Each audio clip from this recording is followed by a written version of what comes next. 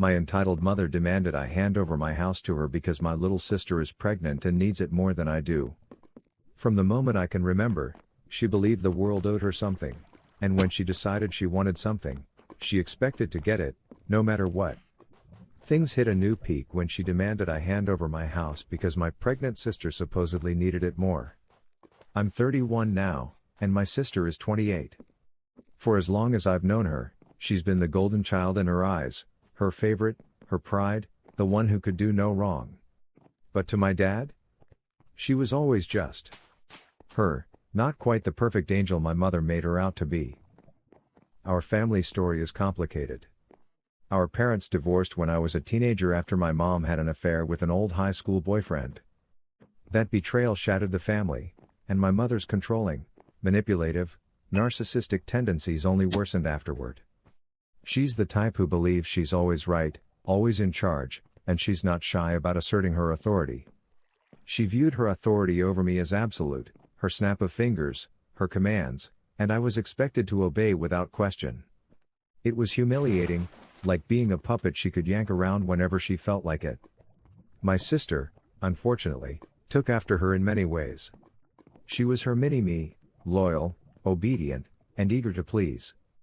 My mother also seemed to think she had total control over my life as well. Whenever she wanted, she'd snap her fingers at me, and I'd be expected to jump. It was demeaning, but I learned early on to keep my distance. When my parents split, I moved in full-time with my dad, who was a successful businessman. He was sharp, driven, and had an eye for opportunity.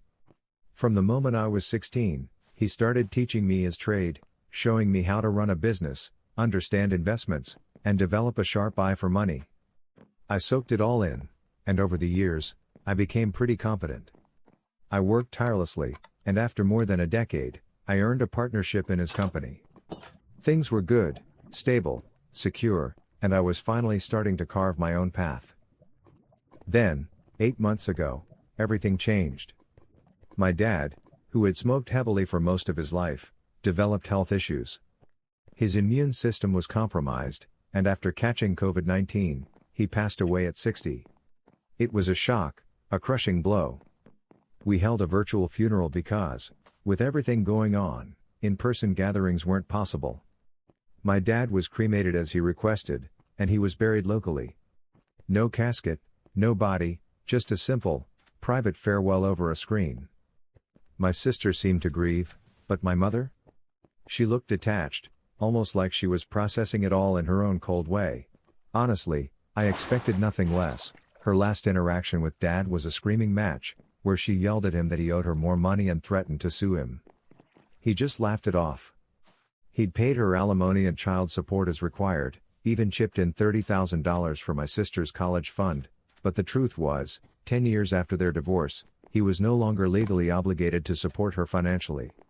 My sister was working part-time online, living off her boyfriend's income, after finishing 2 years of community college. She had dreams of a better life but, like many, got caught in the pandemic's economic fallout.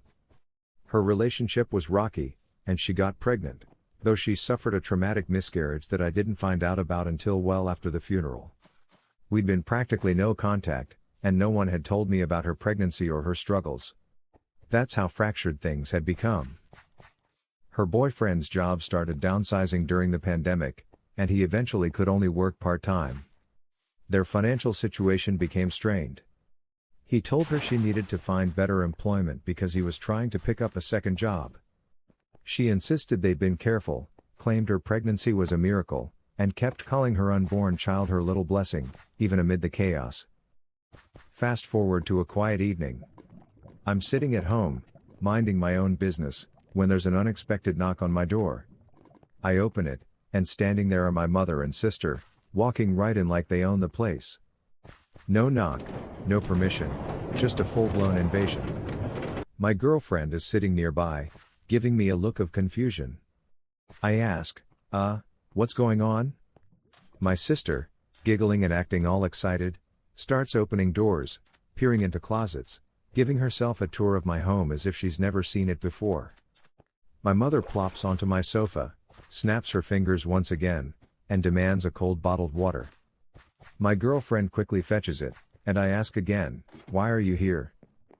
My sister, still giddy, yells from down the hall, "Mommy, it's perfect." Calling her mommy, even now. That's just her way. My mother then finally speaks, her voice dripping with smugness, "Well, I think it's time to stop playing the loyal sister and start thinking about your responsibilities.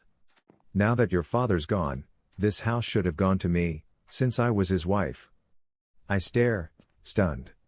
She then drops the bomb, "You can fix this, though. You make good money. Just buy a new house.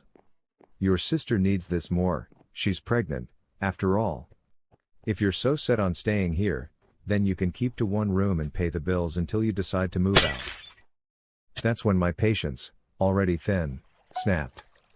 My girlfriend and I, seasoned Reddit users, saw this coming from a mile away. We knew exactly how this would play out if I let her keep pushing. I take a deep breath, steady myself, and say, "That's not going to happen. You don't get to boss me around in my own home." She starts snapping her fingers again, loudly, and demands, "Stop. I am your mother. I brought you into this world, and I'm in charge. I am your god. When I say jump, you say how high. This house is mine, your sister will live here. Consider yourself officially evicted. But since I'm feeling generous, I'll give you 2 weeks to pack up and transfer the deed to me." In my mind, I'm thinking, this can't be real. So I reach for my phone, start dialing. She's quick, stands up and yells, "What are you doing?" I reply, doing what I should have done the moment this started. "I'm calling the cops." She swipes at me, knocking the phone out of my hand, then stomps on it. Luckily, I catch it before she destroys it completely. That's the breaking point. I tell her if she doesn't leave, I'll force her out myself. She slaps me, and I return the favor, hitting back twice as hard. I knock her onto the couch, stunned. She's holding her face, shocked, yelling, "How dare you!" I grab my phone again, telling her if she doesn't leave, I'll call the police and have them remove her. My sister, then, steps between us, arms out, trying to calm things down but also trying to guilt me, "Just do the right thing. Be a good brother for once." I lose patience, snapping, "Really? I'm the bad sibling? Last I checked, I've been working since I was a teenager, doing chores, paying bills, sacrificing to build a future. Meanwhile, she's been gaming all day, mooching off her boyfriend, even stealing my money to go shopping. She's a thief, a moocher, and I owe her nothing. I tell them both to get out before I call that last number I have, my lawyer." She starts crying, clutching her stomach, pleading, "Mommy, make him stop." My mother hugs her, shoots me a cold glare, and then, in a twisted attempt at leverage, says, "If you call the police, I'll just tell them you hit me. And maybe I'll say you wanted to do worse to a pregnant girl in need." I raise my hand, cut her off, and say, "Enough. My girlfriend has been recording this entire time. We have proof of your assault and all your lies. It's not going to look good for you, at your job, your Airbnb, anywhere." Her face, usually full of bravado, would have vaporized me if looks alone could kill. Instead, she deflates like a balloon and begins dragging my crying sister by the arm, trying to make her leave. My sister, acting like a toddler, breaks free from her grip and plops onto my porch steps, tantruming and crying. I look at my mother and say, "See? This is what happens when you spoil her." She glares at me again, then tries to drag her off the porch.